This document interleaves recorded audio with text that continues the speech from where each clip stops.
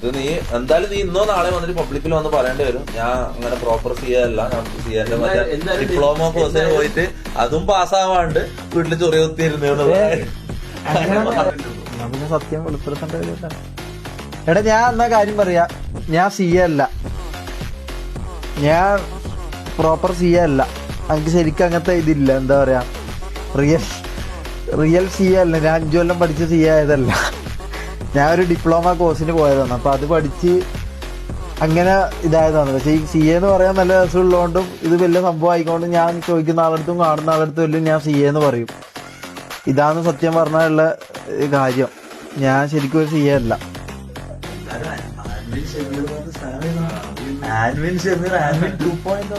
എന്താ ആൻവിൻ? എടാ അതിന് മാത്രം പറയുന്നതിൽ കാര്യമുണ്ട്. ഇതിലെനക്കൊരു പങ്കുമില്ല. ഞാൻ കാര്യം പറഞ്ഞു, ഞാൻ ഇവൻ ഗൾഫിൽ 2-3 കൊല്ലം ഉണ്ടായിരുന്നു. എപ്പം വിളിക്കുമ്പോ ഇവൻ പറയും ഞാൻ തിരക്കാം, ഇവൻ അക്കൗണ്ടന്റ്, ഇവൻ ഫോട്ടോ വീഡിയോയിൽ എനിക്ക് ഇങ്ങനെ അയച്ചത്. നമ്മളോടല്ലേ ഇതിന്റെ വർക്കുണ്ടായിരുന്നു.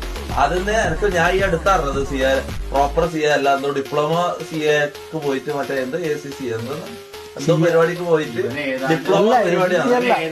ഞാൻ 6 മാസം അല്ല ഇവൻ ഇതും കാണിച്ചു അല്ല, ഞാൻ 6 മാസത്തെ ടാലി കോഴ്സിനാ പോയത്. അത് ഞാൻ പാസ്സായിട്ടില്ല, അങ്ങനെ ഇറങ്ങി.